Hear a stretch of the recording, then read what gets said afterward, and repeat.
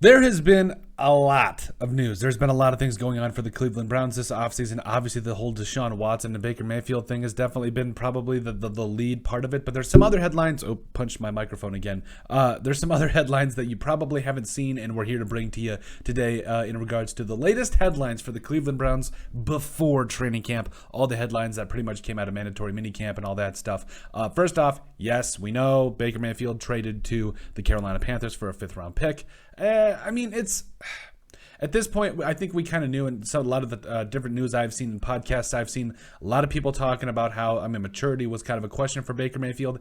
I don't know. I wish him the best with the Panthers. I think he can do a lot of different things with the Panthers. I think they're going to be a good team with him. But overall, I think it was in everybody's best interest that Baker Mayfield did walk out the door. Unfortunately, I like Baker Mayfield. I think he could be a good player though. So, but today we are taking a look at the BLITZALYTIcs article on basically the top headlines from the Cleveland Browns minicamps and all of that kind of jazz. And don't worry, yes, we'll put the link down in the description. A fantastic article written by Nicholas Mullick. So I thought there was a lot to take away from it. And this is kind of the reason for this portion of our channel, looking at headlines, also giving a shout out to some of the other journalists around around our industry, trying to help them out. So here we go, talking about the BLITZALYTIcs article. Why is this not? There we go. Okay. It starts out, yes, with the dysfunction surrounding the quarterback room at the Cleveland Browns. Yes, absolutely agree. The funny thing, we'll get into the funny thing in a second, actually, but it did talk a little bit about the controversy kind of coming up, and obviously Baker Mayfield and the Deshaun Watson fully guaranteed contract, by the way, which is still I still can't fathom it. But there's a lot of different things going on with this, and I think that there's a lot of things you have to take a look at in terms of the Browns quarterback room, because even a guy like Jacoby Brissett, who he's serviceable. I think he could be still a good quarterback in this league. Can he lead a team to the playoffs? I don't know. I think he's a guy that is that high end of backup is probably his ceiling. But at the end of the day, there is a lot going on with this quarterback room, and now some of that drama seems to be gone. I think this also kind of shows me that I think obviously the Browns are comfortable with Jacoby Brissett starting, and is he an upgrade over Baker Mayfield? I don't know. Is he at least on that same echelon of play? Probably, if we're being honest, or maybe not. Who knows with Baker Mayfield? I know he was injured last year, but we'll see. And that's another thing. Like, I feel for Baker Mayfield. This is like one of the hardest times. And this was touched on one of the podcasts I was listening to the other day. It's a hard time for Baker. He's going through a time like this. It's kind of unprecedented, but it's kind of not, because we see a lot of these other NFL teams that go in and bring and trade in for guys that are upgrades at certain positions. But it just so happens that Baker Mayfield's obviously kind of a big name. Obviously, ask Progressive, ask the rest of the NFL. He's a character, and he's fun to watch too. So I think this is going to be something you're going to want to keep an eye on for Baker Mayfield, but also Jacoby Brissett. And the funny part here, update my timing, bro. Right when I finished editing this article, news came out that Baker has been traded to the Carolina Panthers. This move had to be done, and I am not surprised at all that Carolina was the team to do it. I will grade this move in a later article. It's like that's the definition of my luck. I absolutely love it. It was fantastic. But anyway, obviously there's still a lot of questions facing the Cleveland Browns, and we'll get into it here. Who will be running back number 3?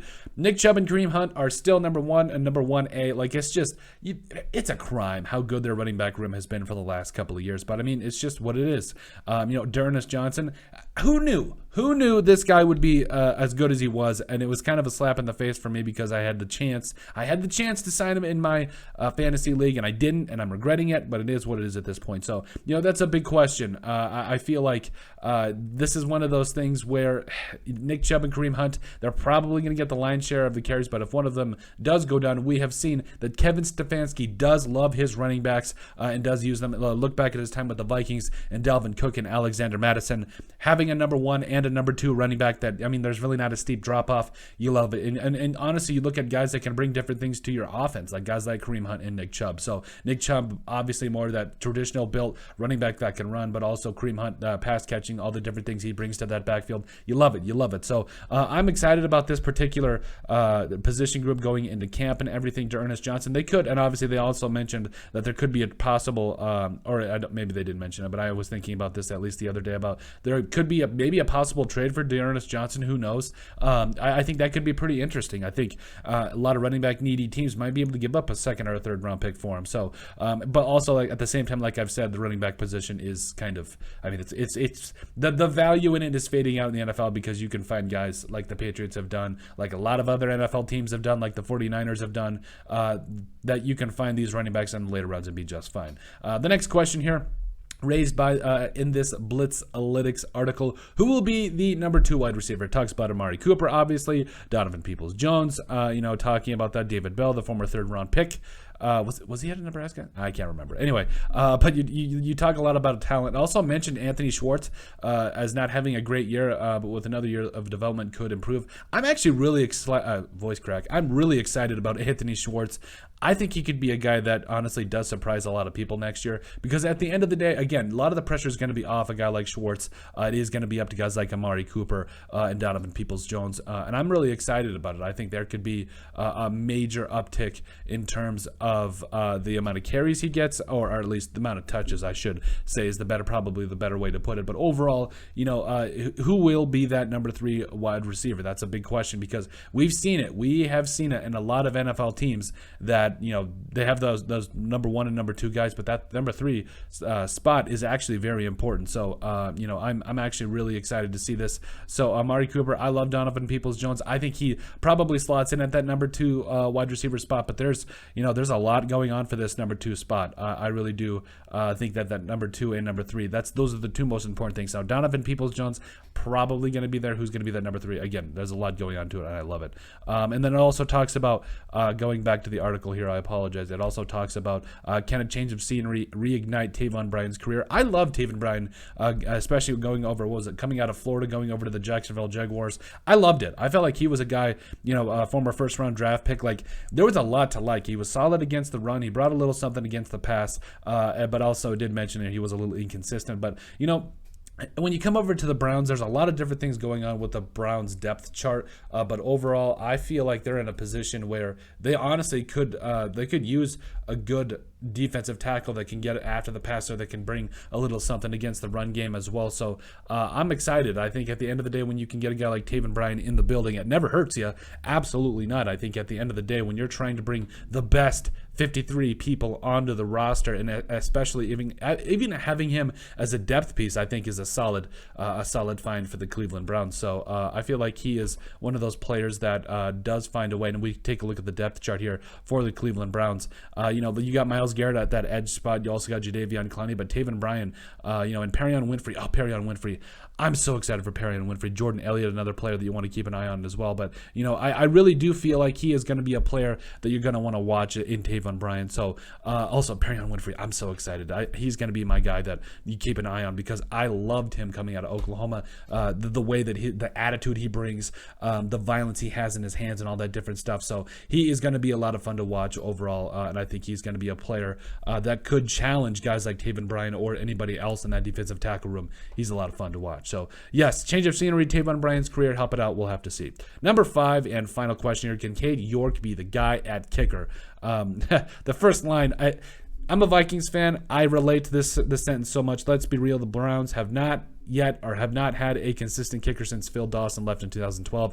I get it. I totally understand it. It's been a little bit of a revolving door, like they mentioned. And it's tough because you find a guy that just hasn't gotten it done. Like, do you find guys that just, seem to be coming in and leaving? They don't seem to be guys that are going to stick around. And it's unfortunate because kicker is arguably one of the most important positions in football, or like it's one of the most unheralded. Like, nobody talks about it, but if you can get a good kicker in there, it is a little bit of a game changer. Are you going to sit here and tell me that the Baltimore Ravens, when they have a guy like Justin Tucker coming in and kicking field goals, it isn't a little bit of a flex? Isn't a little bit of a flex? I absolutely think it is.